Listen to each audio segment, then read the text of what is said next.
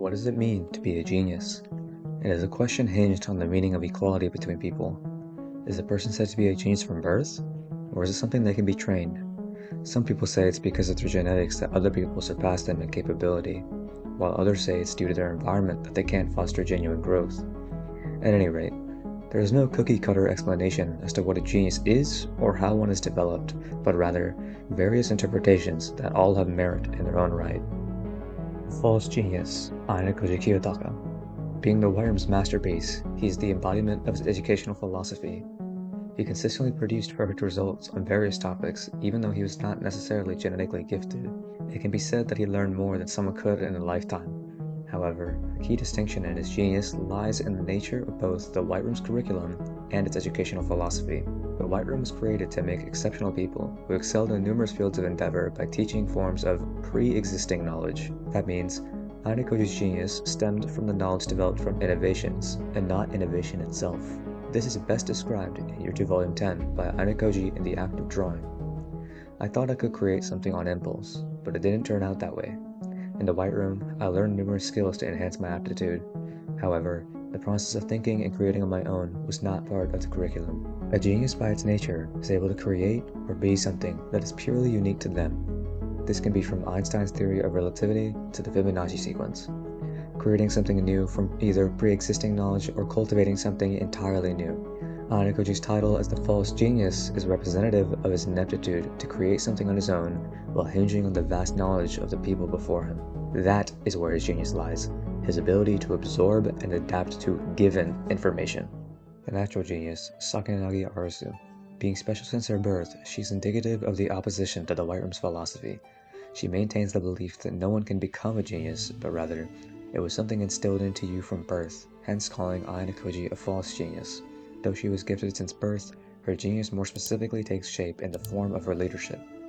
She makes calculated decisions while treating everyone within her governance equally, no matter their role. This way, she is able to keep her arms and legs spread out so that she herself does not get too close to them emotionally, which would result in bias in her judgment. Although she is very calculated in her decision-making, she also tends to target people that she either dislikes or has embarrassed her in some way, such as Yamauchi and Yahiko. Be that as it may, but as of Year 2 Volume 10, even she succumbs to her emotions as shown with Kamaru's expulsion. This is most likely the beginning of a growth within her character, most specifically due to her loss in the most recent special exam. The innovative genius Ryuen Kakeru. Ryuen is known for his cunning calculation and trademark problem-solving capabilities. Trademark in the sense that his discerning of a given situation is vastly different in terms of both logic and execution when comparing him to the other class leaders. While he creates his plans by incorporating risks and potential benefits, Ayanokoji does not do such.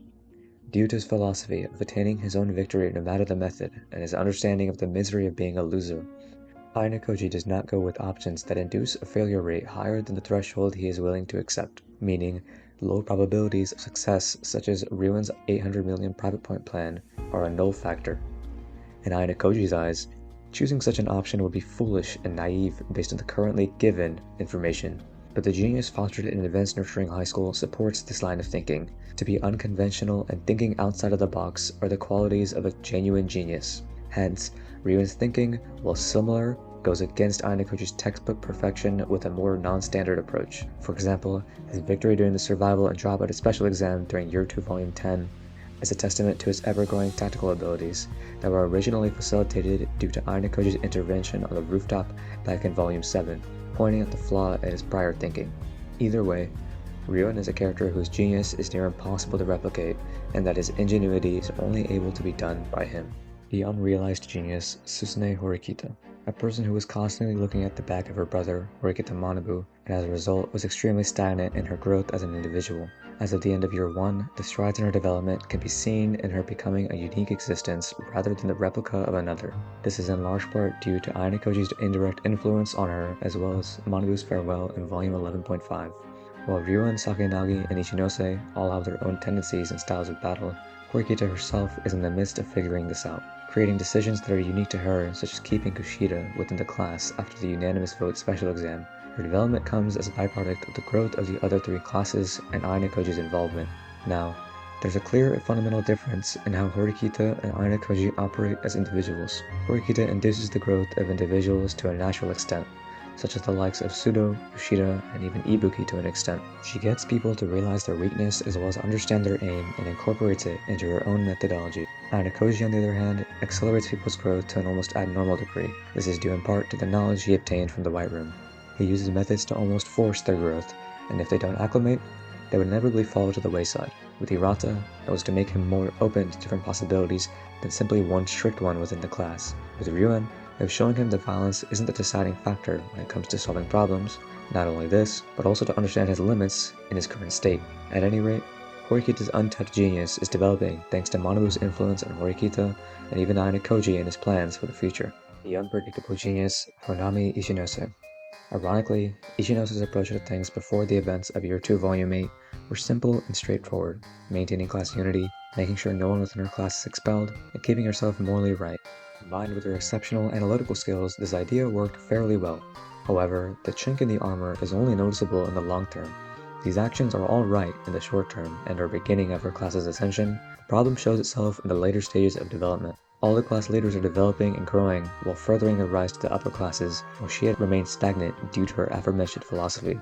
After the events of Year 2 Volume 8, it can be seen that there is a slight switch in her actions. While she keeps the morally just part of her personality, she begins to use tactics that she would never have used previously, such as her own indirect manipulation, as shown with Watanabe, as well as there being an increase in her overall cunningness as shown with her acute awareness of the subtle changes in Kanzaki due to Ayanokoji. These developments within Ichinose are the result of Ayanokoji's direct actions towards her, and her love for Ayanokoji being the catalyst for said growth. She's become increasingly unpredictable in her actions as they are in stark contrast to the previous version of herself. Along with her ability to win over comrades, she's beginning to gain momentum from a previously stagnant class. Because of the fact Advanced Nurturing High School's educational philosophy shows that geniuses are simply predestined from birth, Ayanokoji's influence into the students is all the more paramount. Because he himself didn't have superior genetics, but rather was an anomaly, his implicit actions towards the growth of people like Horikita, Hirata, Ryuen, Ichinose, and even Sakinagi to a degree shows the ever-expansive experiment that he's trying to conduct. Is someone considered to be superior purely due to their genetics, purely due to their environment, or a mix of both? Narratively, Ayanokoji is the embodiment of hard work being the determining factor in the development of a person. So while using his predetermined knowledge for the betterment of the people around him, he witnesses the birth of a new educational philosophy. An educational philosophy that is not simply black or white, but gray in nature. To test an educational theory to potentially produce the best results possible, but in a different way than the White Room, is what Ayanokoji is implicitly doing at Advanced Nurturing High School.